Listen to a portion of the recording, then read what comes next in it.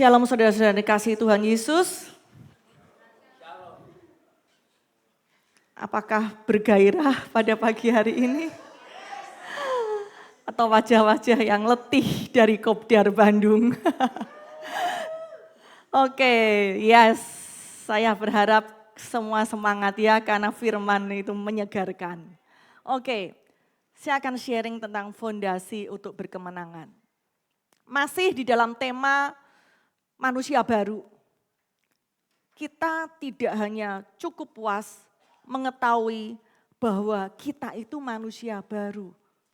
Sebagai manusia baru, sebagai manusia roh, dalam menghadapi berbagai tantangan di dalam perjalanan kehidupan kita perlu bertumbuh, kita perlu fondasi untuk kita dapat hidup berkemenangan. Saya akan memulai sharing dimulai dari surat Kolose ya. Surat ini ditulis oleh Paulus kepada jemaat di Kolose, di mana pada saat itu muncul berbagai pengajaran yang mengalihkan fokus dari Yesus. Dan ada berbagai macam pengajaran campuran yang tidak sesuai kebenaran firman Tuhan.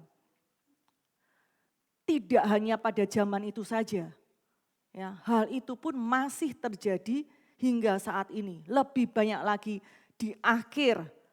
dari akhir zaman ini. Mari kita lihat di Kolose 2 ayat 6. Firman Tuhan mengatakan, kamu telah menerima Kristus Yesus. Karena itu hendaklah hidupmu tetap di dalam Dia. Ya, ini Tuhan minta. Kita telah menerima Kristus Yesus, hendaklah kita tetap di dalam Dia. Yohanes 1 ayat 1 firman Tuhan mengatakan, pada mulanya adalah firman, firman bersama-sama dengan Allah dan firman itu adalah Allah. Ya. Nah, jadi saya dapat katakan, tetap hidup di dalam Kristus, tetap hidup dalam firman-Nya. Saya selalu akan mengingatkan kembali saudara-saudara, tentang kelahiran baru ya. Jadi jangan bosan-bosan untuk mendengar. Tentang kelahiran baru, tentang apa yang Yesus sudah lakukan.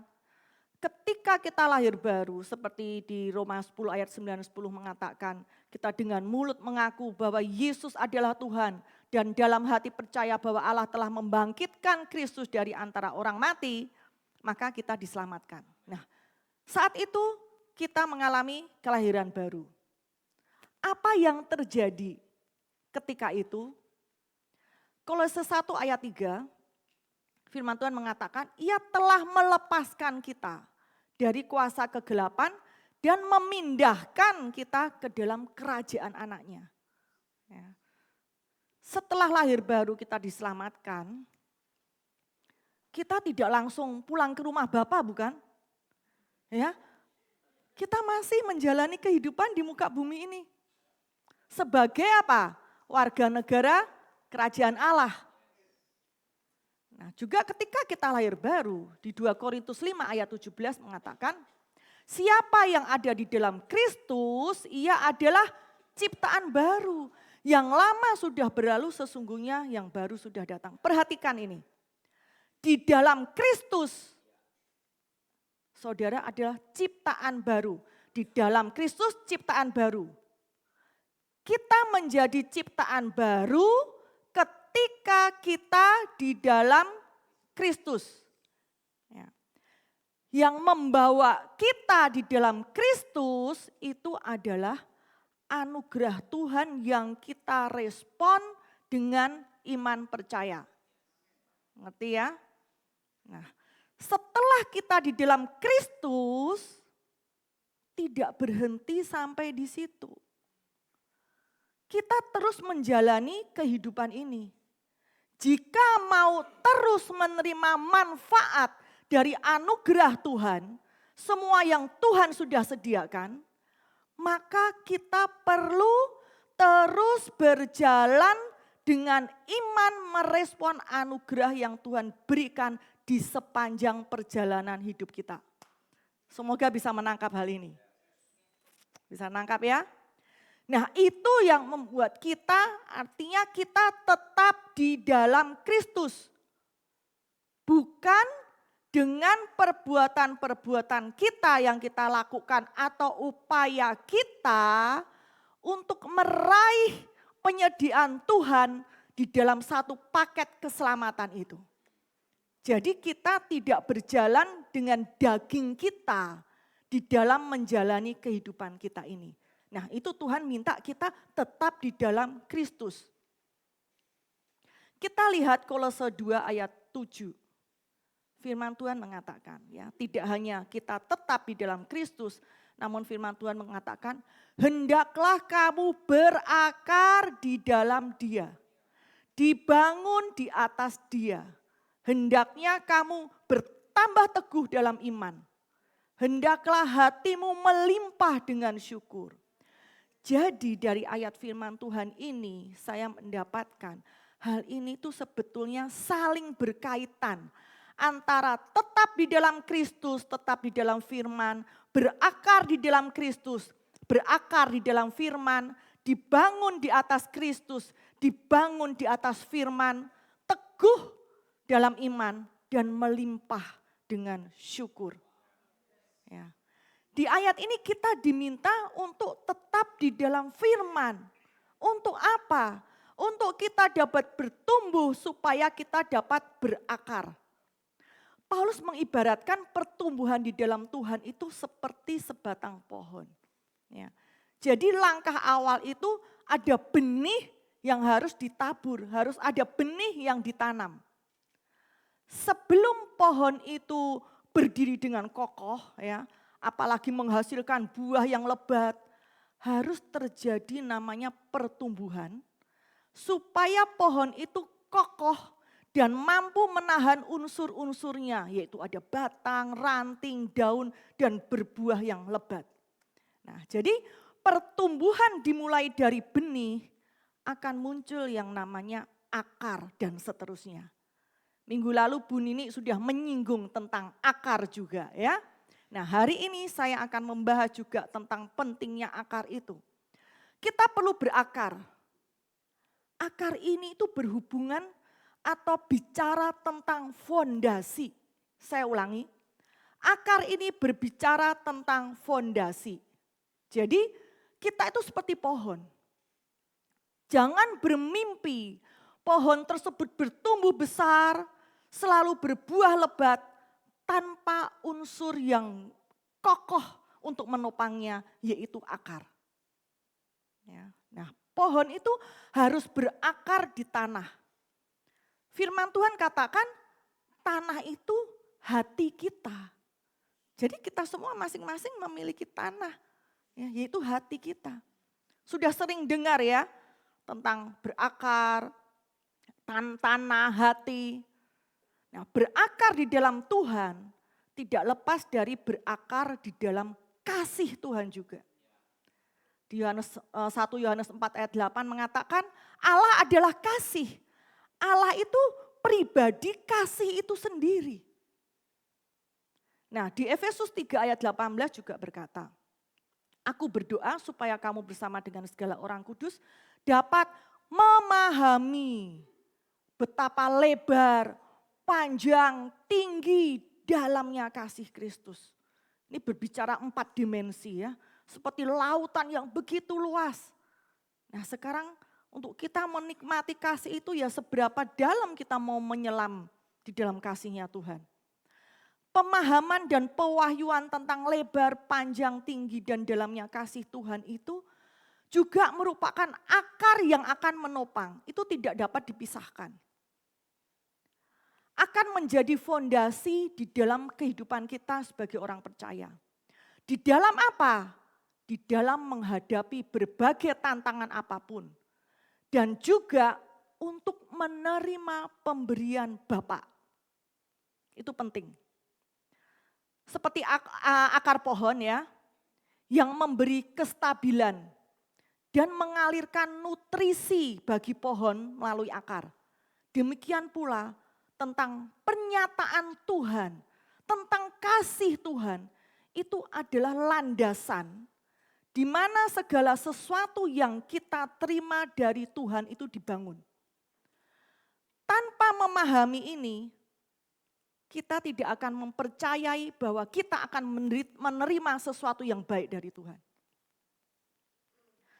Jika kita tidak berakar di dalam kasih Tuhan, kita sulit mempercayai Bapa itu akan memberikan hal-hal yang luar biasa di dalam hidup kita. Kita akan selalu mencurigai jika menghadapi tantangan-tantangan atau masalah, kita akan mencurigai bahwa itu Tuhan. Bahwa itu dikehendaki Tuhan. Bahwa itu diizinkan Tuhan. Kita akan mendudukkan Tuhan di kursi terdakwa. Karena kita tidak memahami hal ini. Nah, juga mana mungkin saudara akan bergaul intim dengan Tuhan. Apalagi untuk kalian berakar.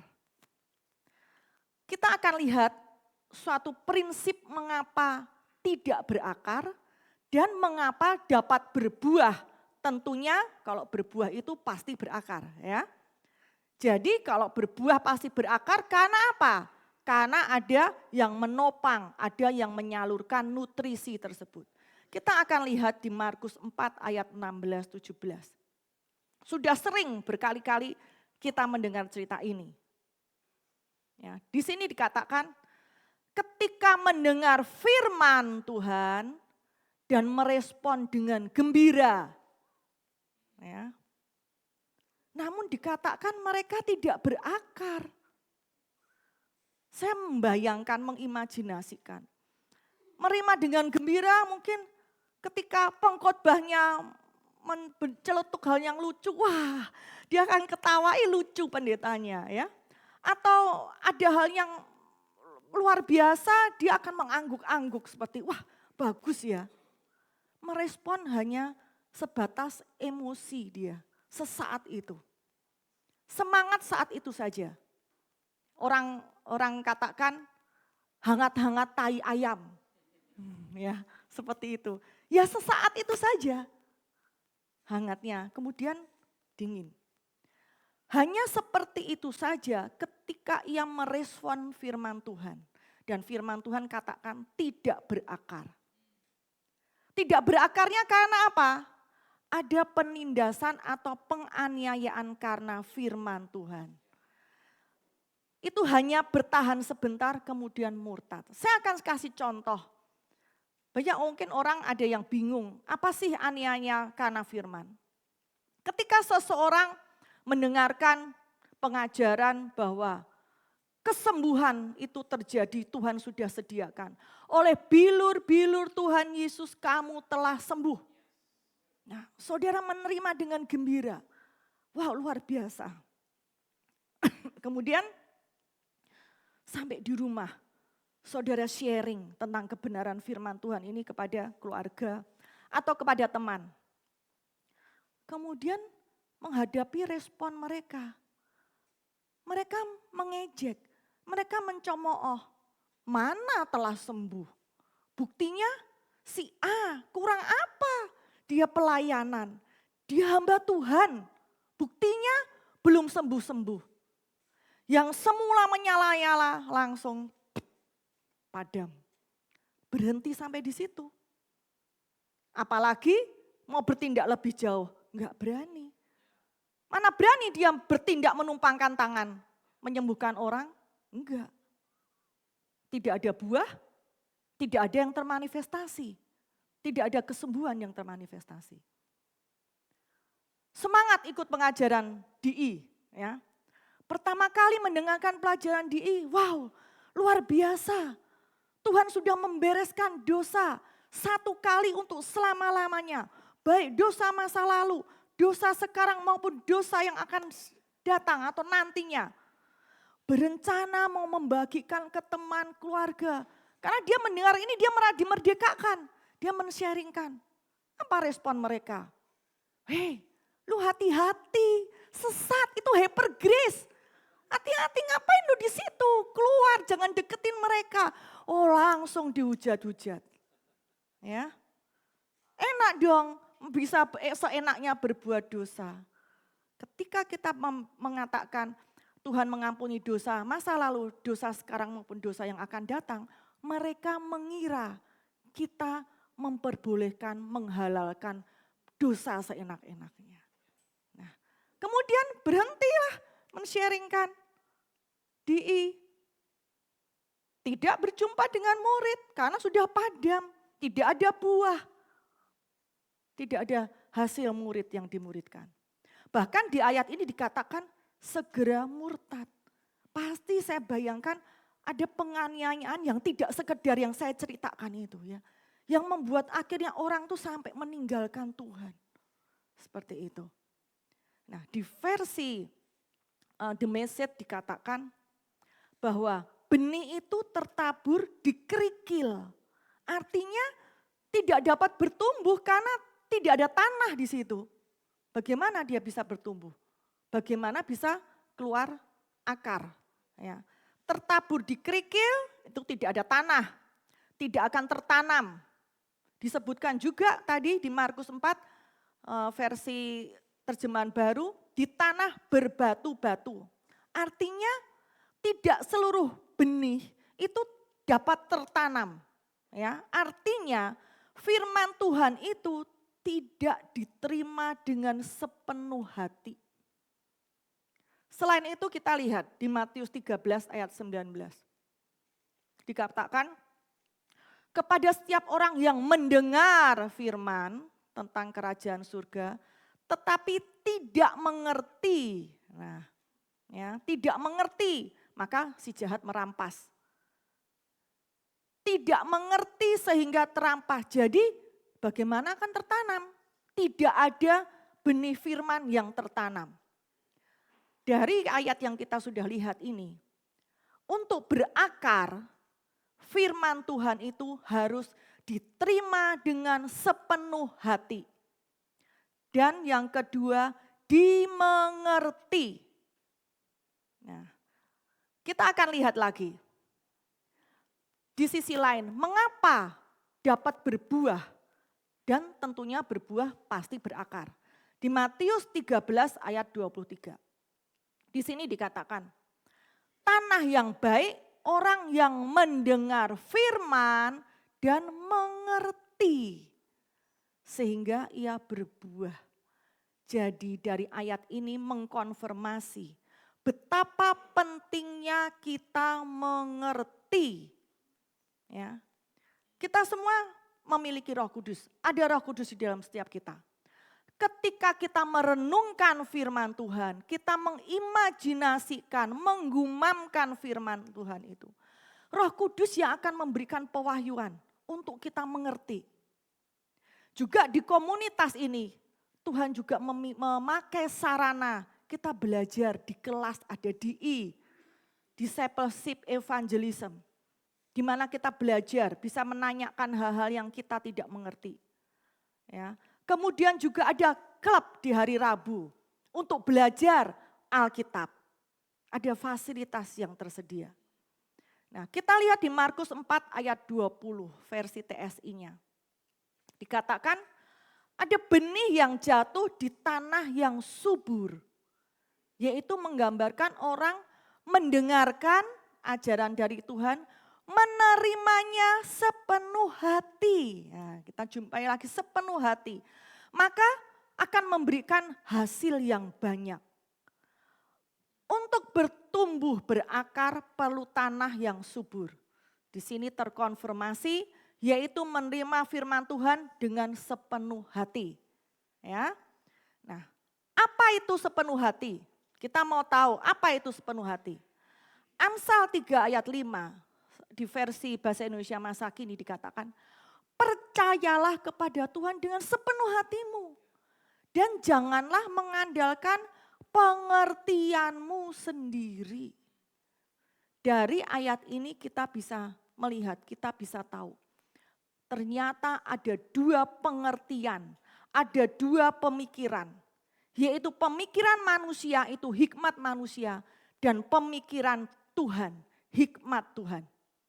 Nah, firman Tuhan itu menyingkapkan pengertian atau pemikiran Tuhan. Ya. Firman Tuhan itu menyingkapkan pengertian dan pemikiran Tuhan.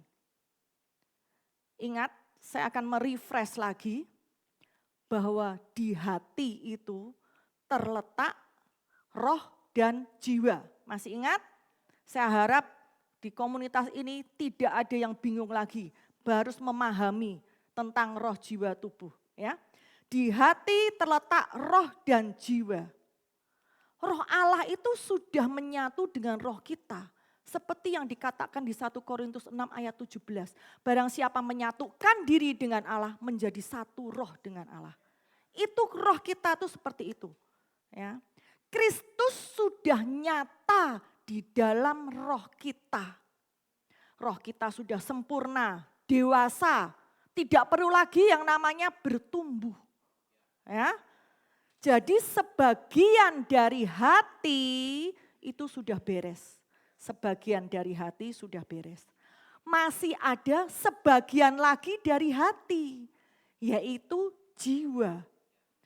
Ketika kita mau memilih untuk mempercayai, menerima pemikiran Allah, hikmatnya Allah dari firman Tuhan, artinya kita mau menggantikan pemikiran hikmatnya kita, hikmat pemikiran manusia ini, hikmat dunia ini, dengan digantikan dengan pemikiran hikmat Allah. Itulah yang namanya perubahan pola pikir. Ya. Nah, di pikiran kita tidak ada lagi penyanggahan. Pikiran kita tidak ada lagi dengan menyanggah melalui filsafat-filsafat dunia. Tidak lagi menyanggah hal-hal yang tidak sesuai firman Tuhan. Jadi tidak ada lagi keraguan. Nah, seperti itu sepenuh hati. Jadi hati dan jiwa itu selaras. Nah, bagian inilah yang harus kita lakukan.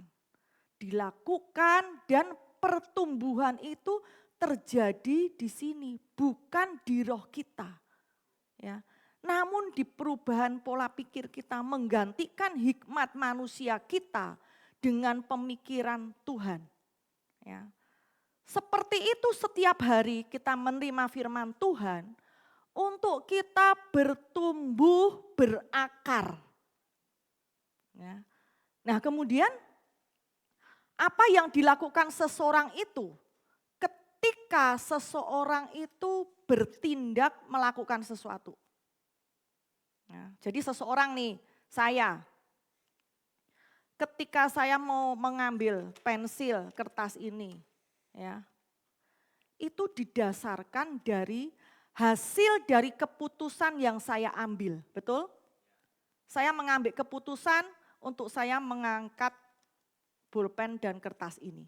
Ya, jadi apa yang saya lakukan ini hasil dari pemikiran, keputusan yang saya ambil.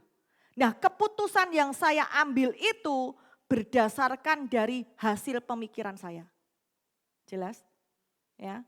Ketika saya bertindak melakukan segala sesuatu, itu berdasar dari keputusan yang saya ambil untuk saya bertindak. Keputusan yang saya ambil untuk bertindak itu berdasarkan dari hasil pemikiran saya. Ketika kita memiliki pemikiran-pemikiran atau hikmat Allah, hasil dari pola pikir kita tadi yang kita gantikan, maka di dalam kehidupan kita pun kita akan melakukan atau bertindak di dalam segala sesuatu dengan cara Allah. Karena ada pemikiran Allah di situ di dalam kita. Bukan dengan cara kita sendiri. Seperti itu. Cara kerjanya itu seperti itu. Nah, disitulah kita perlu namanya komitmen terhadap firman. Untuk kita berakar dan melakukan tadi. Ya, berbuah dari, menghasilkan buah dari keputusan yang kita ambil. Kemudian menghasilkan dari tindakan yang kita lakukan. Itulah dalam kehidupan sehari-hari dengan cara Allah. Nah, disitulah yang namanya kita dibangun. Seperti itu. Jadi kita tidak hanya mendengar saja. namun kita melakukan karena ada hasil dari perubahan pola pikir kita ini, pemikiran dari Allah ini, caranya Allah ini yang kita lakukan. Nah, hal ini seperti yang nanti saudara bisa baca di Matius 7 ayat 24. Itu tentang orang yang membangun rumah di atas batu.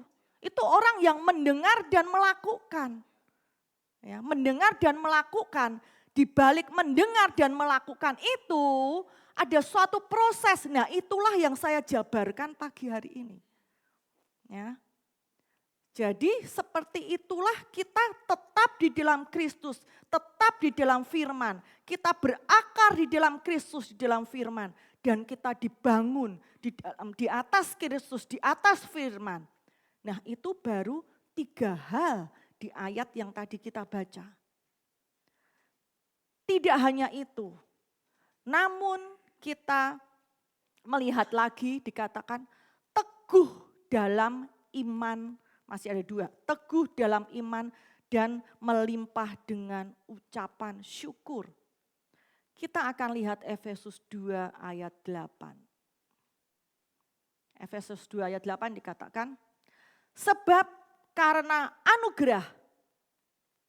anugerah itu grace, dalam bahasa aslinya charis. Saya lebih suka menggunakan kata anugerah dibanding apa yang ada di terjemahan baru kasih karunia. Karena kasih karunia dan anugerah itu hal yang berbeda sama sekali. Ya. Jadi karena anugerah kamu diselamatkan oleh iman. Nah, ini saya garis bawahi. Kita diselamatkan karena oleh anugerah, karena anugerah oleh iman. Nah, firman Tuhan itu berisi imannya Tuhan. Ketika kita mendengar firman Tuhan tentang keselamatan, karena firman Tuhan katakan iman timbul dari mendengarkan firman. Jadi firman diberitakan itu ada imannya Tuhan. Ketika kita menerima, merespon, percaya anugerah keselamatan itu karena dimulai dengan adanya imannya Tuhan. Dan imannya Tuhan itu kemudian ada di dalam kita, itu tidak pergi dari kita. Itu luar biasa. Ya, jadi kita memiliki imannya Tuhan. Banyak orang yang menganggap ya teguh dalam iman itu ya aku masih percaya Yesus. Aku tidak meninggalkan iman percayaku pada Tuhan Yesus. Betul, tidak salah. Namun tidak sekedar berkata seperti itu. Ya. Kita lihat Ibrani 10 ayat 38.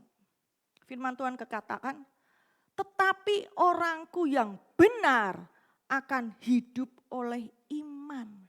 Itulah di dalam kehidupan kita sehari-hari. Yang harusnya kita lakukan, yang tadi saya sudah jabarkan di situ. Ya. Di dalam menjalani kehidupan kita sebagai manusia baru, manusia roh. Sebagai orang benar, iman kita itu pada pribadi Yesus, pada apa yang Yesus telah lakukan. Apa yang Yesus telah sediakan melalui anugerah. Itu adalah kunci kita menuju kehidupan Kristen sebagai anak-anak Tuhan yang akan berkemenangan. Ini pemahaman ini penting sekali. Iman kita itu harus terus berada di dalam Kristus. Bukan di dalam diri kita sendiri. Untuk mempertahankan keselamatan atau untuk kita menerima apa yang Tuhan sudah sediakan itu untuk termanifestasi. Bukan. Bukan iman di dalam diri kita. Namun dikatakan berada terus iman di dalam Kristus. Ya. Kita lihat Galatia 5 ayat 4. Kamu lepas dari Kristus jika kamu mengharapkan kebenaran oleh hukum Taurat. Kamu hidup di luar anugerah. Ya. Jadi di dalam perjalanan kehidupan kekristenan kita bisa keluar dari anugerah. Keluar dari Kristus karena kita berjalan di dalam pola hukum Taurat. Dengan kekuatan kita sendiri. Berdasar perbuatan kita sendiri untuk kita meraih dari Tuhan atau berusaha untuk menggerakkan atau membuat Tuhan bertindak. Nah, oleh karena itu, ketika kita lahir baru, ingat ya, ketika lahir baru kita merespon anugerah oleh iman. Tidak berhenti sampai di situ. Itu yang kita perlu terus konsisten. Ketika bilang percaya, lahir baru bukan percaya berhenti sampai di titik itu.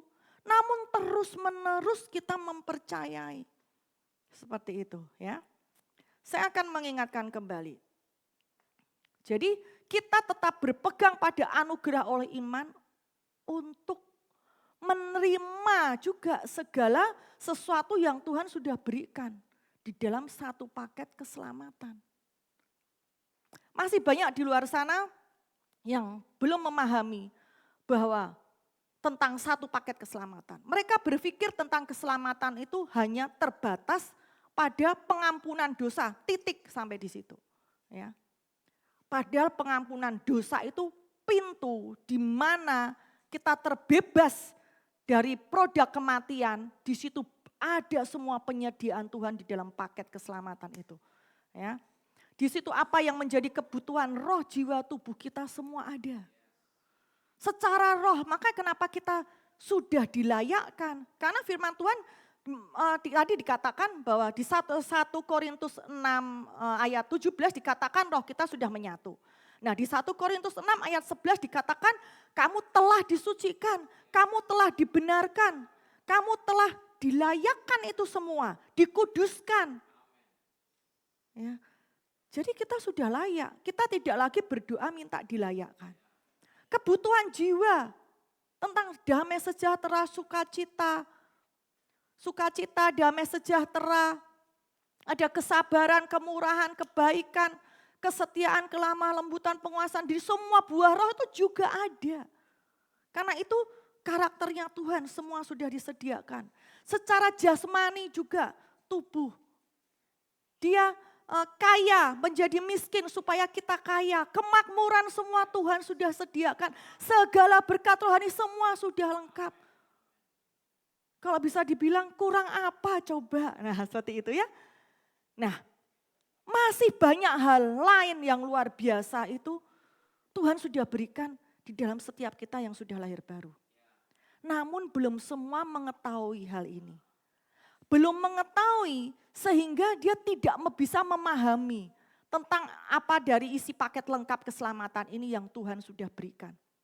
Ketika tidak mengetahui, kita memahami bagaimana mereka bisa mempercayai untuk bisa menerima semua itu termanifestasi. Pasti akan sulit. Ya.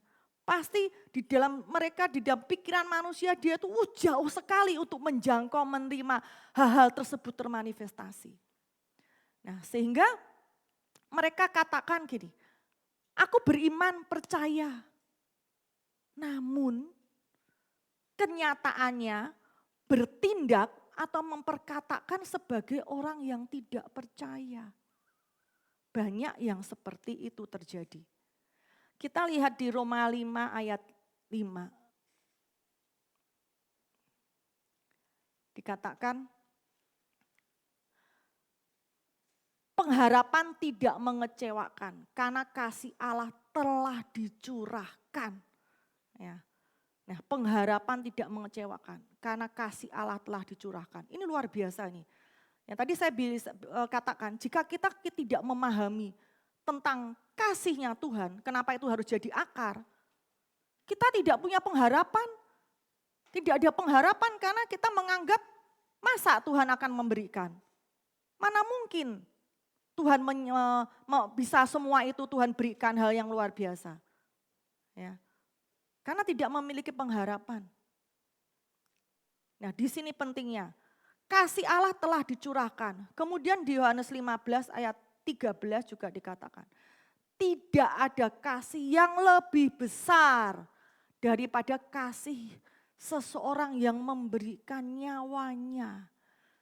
Itu kasih yang terbesar yang dia berikan. Udah mentok, gak ada yang bisa menandingi itu semua. Itulah yang Yesus lakukan buat manusia. Namun banyak lagi orang Kristen yang mengatakan, aku percaya Tuhan itu kasih.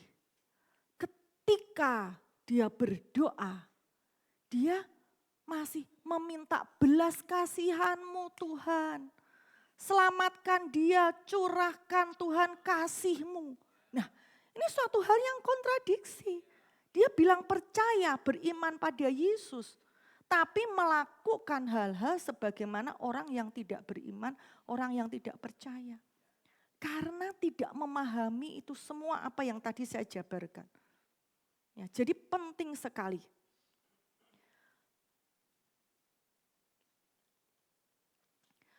Mereka tidak mempercayai bahwa Tuhan itu sudah memberikan kasih-Nya.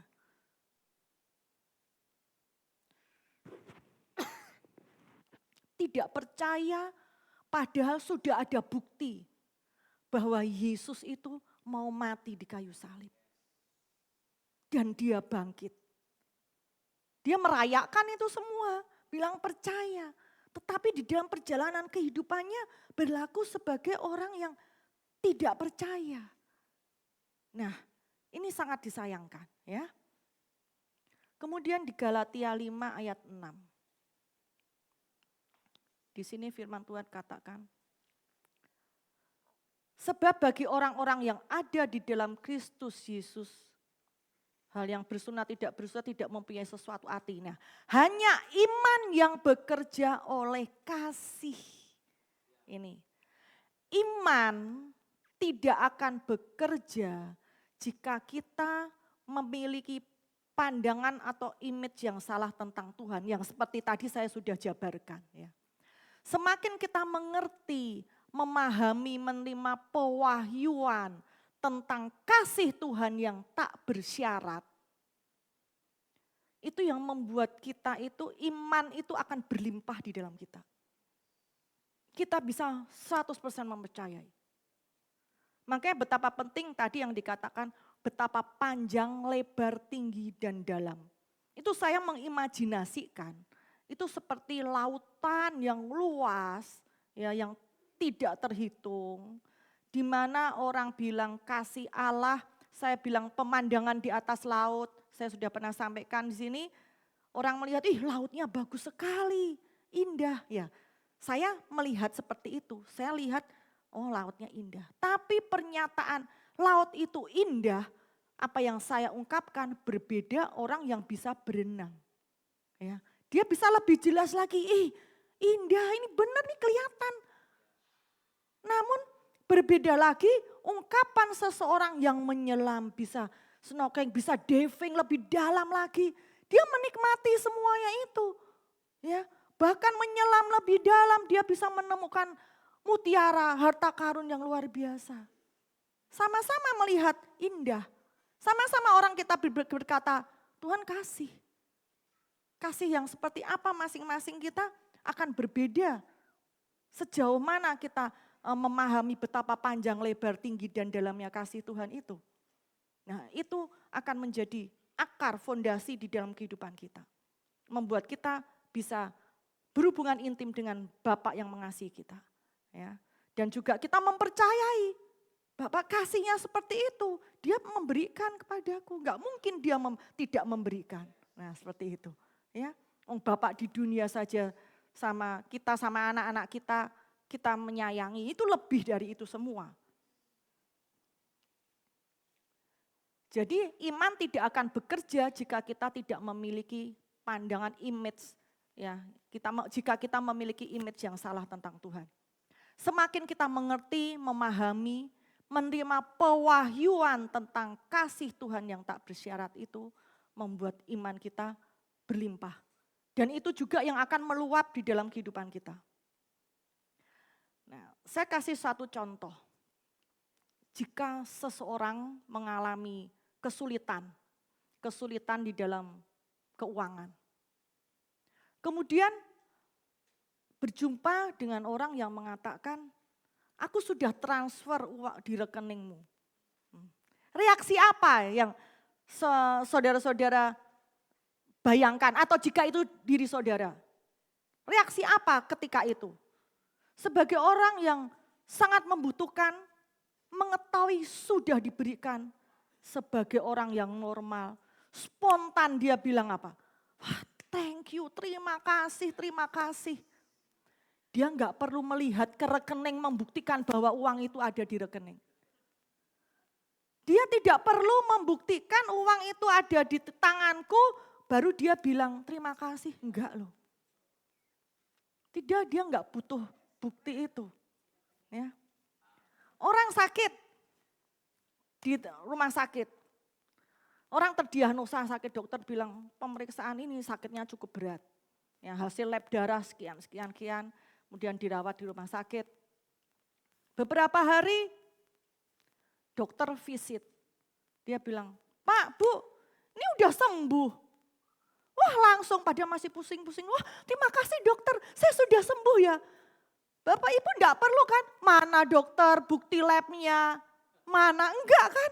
Langsung spontan, oh puji Tuhan, terima kasih dokter. Wih, saya sudah sembuh. Enggak peduli lagi apa yang dirasakan, aku masih lemes, pusing. Di semua dia tidak peduli. Karena dia percaya dokter bilang sudah sembuh. Nah, itu seperti itu. Begitu Tuhan sudah memberikan semuanya itu. Kemakmuran, kesembuhan. Apa yang saudara butuhkan. Yesus sudah memberikan 2000 tahun yang lalu. Meskipun itu sudah diberikan 2000 tahun yang lalu.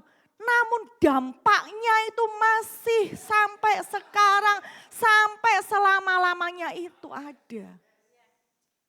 Kita kan enggak perlu, mana buktinya Tuhan. Ya. Itu hal yang udah jelas-jelas. Ini dokter di atas segala dokter mengatakan engkau telah sembuh. Ini dia yang kaya, rela jadi miskin supaya kalian semua kaya. Tentunya dengan kaya tentang pemahaman kaya berdasar kerajaan Allah. Ya, bukan berdasar yang tidak sesuai kebenaran firman, bukan. Itulah Bapak kita. Itulah yang harus kita pahami. Yesaya 65 ayat 24. Versi NLT dikatakan. Maka sebelum mereka memanggil, Tuhan sudah menjawabnya. Ketika mereka sedang membicarakan kebutuhan mereka, Tuhan sudah mendengarnya. Betapa luar biasanya itu. Iman itu bukan perasaan atau pikiran manusia. Ya. Kita teguh dalam iman kepada pribadi Yesus. Pada apa? Kalau kita tadi bilang, oh aku percaya Yesus. Kalau kita beriman pada pribadi Yesus, kita pun pasti beriman pada apa yang dikatakan Yesus. Kita beriman pada apa yang Yesus sudah selesaikan, lakukan di kayu salib, yang sudah tuntas karyanya yang sempurna di kayu salib. Dan itu sudah diberikan. Jika kita mempercayai, beriman, menerima pewahyuan akan semuanya ini, pasti ada ucapan syukur yang melimpah, pujian yang melimpah keluar dari hati kita. Berbeda jika pujian, ucapan terima kasih itu hanya di bibir. Sekalipun kita mungkin berdoa. Saya bukan bermaksud untuk menghakimi. Mungkin ketika kita berdoa, ya Tuhan terima kasih aku mengucap syukur. Yang tahu masing-masing dari kita. Ucapan syukur kita itu sebagai formalitas hanya. Karena sudah terbiasa harus mengucap syukur. Atau itu benar-benar kita lakukan dengan pemahaman yang benar itu keluar dari hati kita.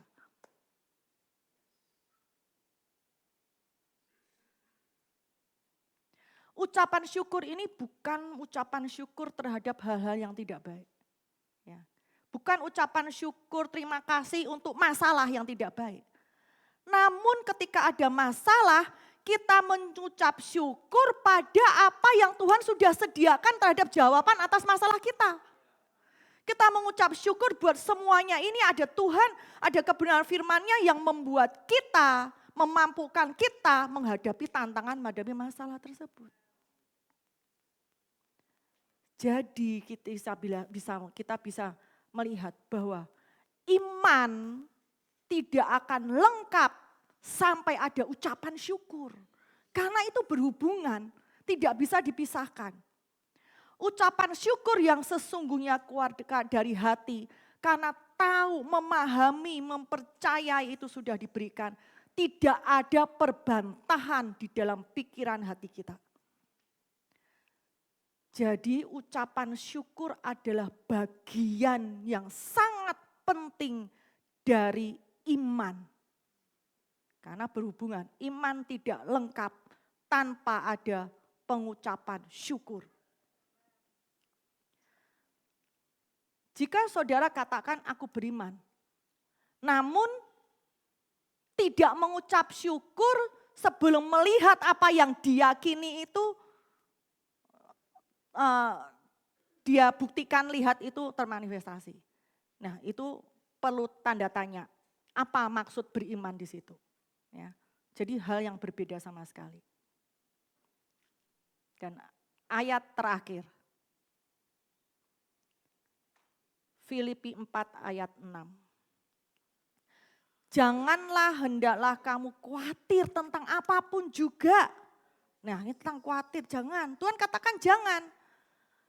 Di dalam, ya, nyatakan dalam segala hal keinginanmu dalam doa, permohonan, dan ucapan syukur. Nih ya, doa permohonan itu suatu hal yang berbeda, saudara-saudara. Ya, Tuhan mau kita menggantikan khawatir itu dengan doa, permohonan, dan ucapan syukur.